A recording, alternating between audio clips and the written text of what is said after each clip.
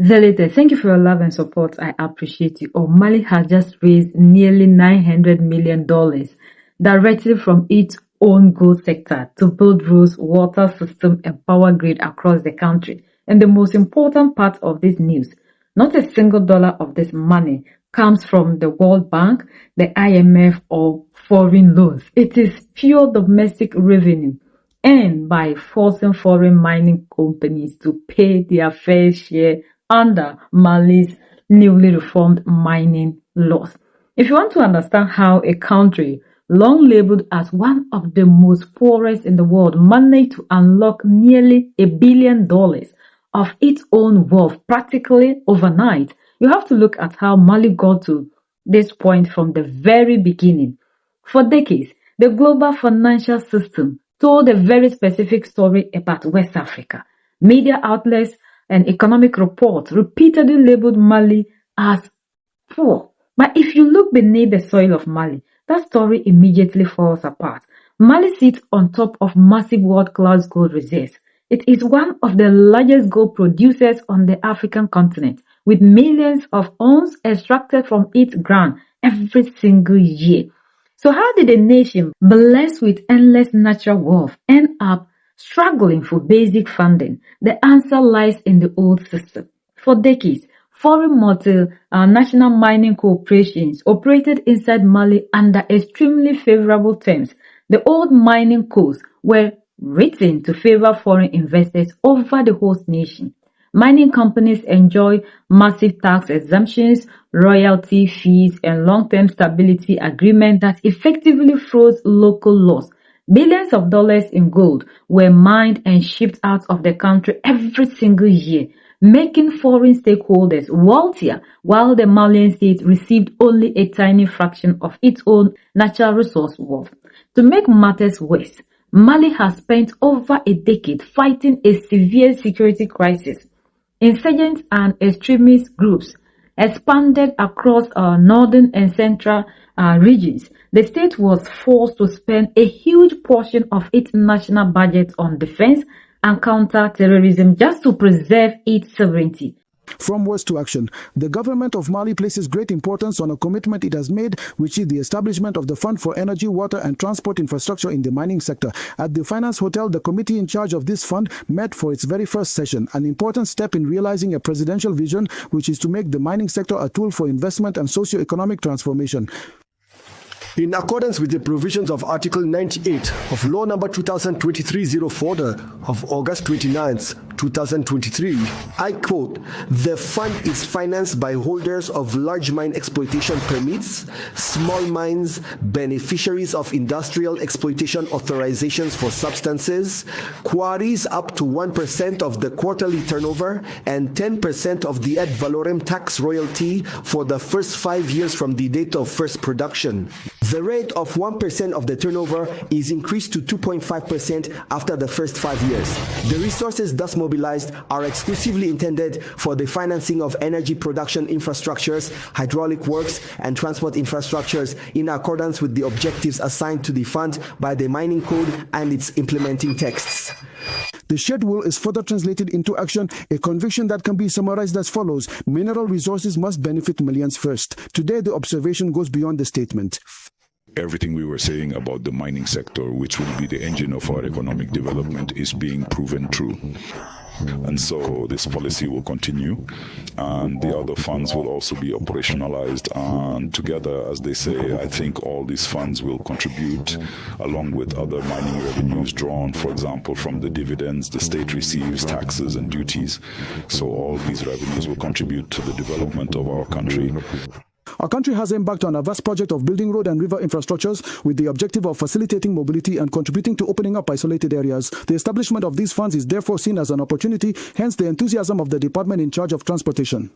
The Ministry of Infrastructure presented some projects related to the railway, road projects, the acquisition of boats, and the Mali Airline SA company.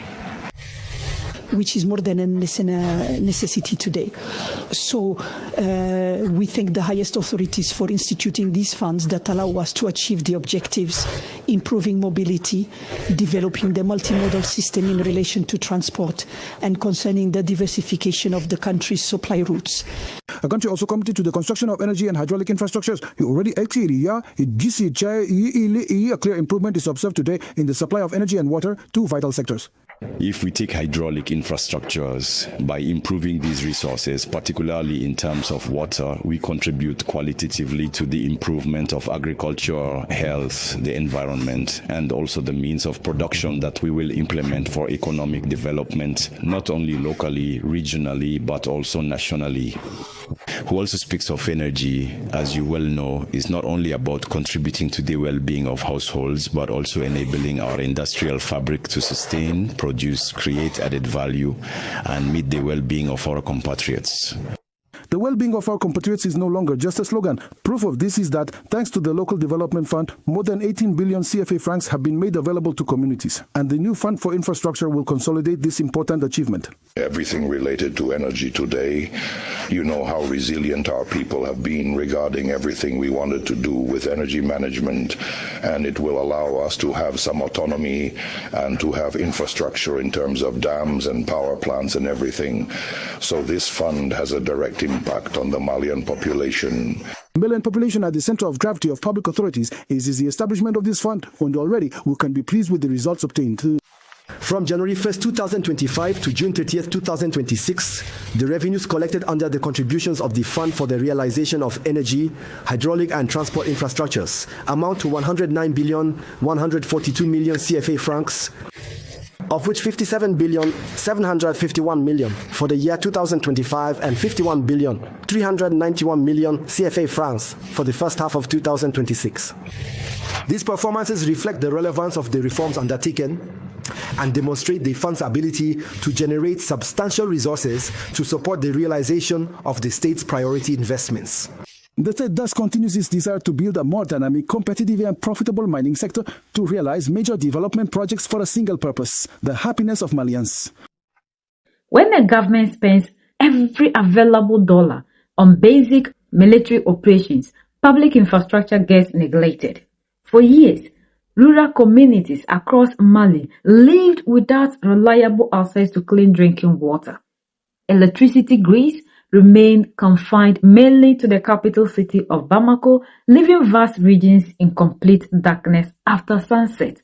Road networks connecting farming communities to central markets fell into deep disrepair.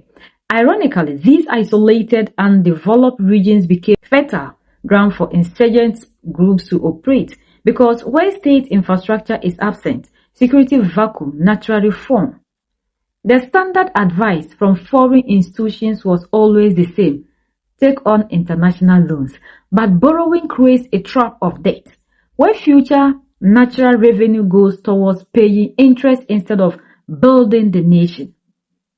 That is why the political leadership in Bamako decided to change the model entirely. In 2023, Mali took a decisive step by drafting and enacting a completely rewritten mining code. This was not a minor administrative tweak. It was a structural reform designed to permanently alter how wealth is shared between foreign capitals and Malian states. Under the new mining framework, the government established a clear set of new rules. First, the state increased its direct stake in mining projects. Under the new laws, the government can hold up to a 10% free carried interest in mining ventures, with the option to purchase an additional 20% within the first year of production. Local Malian private investors were also given the right to acquire up to 5%, bringing total national ownership in any new mining project up to 35%. Second, the state targeted unpaid back taxes, hidden profit transfers, and tax exemption that had existed for years. Mali launched comprehensive audits across the entire mining sector, examining financial records, export declaration, and tax filing of major international operators that had been active in the country for decades. This reform movement did not happen without intense friction. Foreign mining companies initially pushed back hard. Corporations accustomed to the old agreement resisted the changes, warned of legal dispute, delayed operations, and suspended exports. High-stake negotiations took place between state officials and major global mining firms. Some companies recognized the shift earlier and sat down with the government all in all to renegotiate their operational agreements, paying updated back taxes and agreeing to transition to the new mining code. Other operators tried to drag out legal battles, but the Malian government remained firm. If you want to extract gold from Malian soil, you will comply with laws that benefit the Malian people. The result of that firm stance is the news breaking today. By enforcing audit findings, collecting back taxes and applying the new revenue sharing rules, Mali successfully generated 883 million US dollars, roughly 500 billion CFA francs, directly from its nationalized resource reforms. Instead of allowing these funds to vanish into administrative overhead, the government has directed this capital toward three core fundamental pillars: energy generation, clean water infrastructure, and national road networks. Expanding the electricity grid is essential. Industrialization, local business growth, and modern processing plants cannot exist without stable power.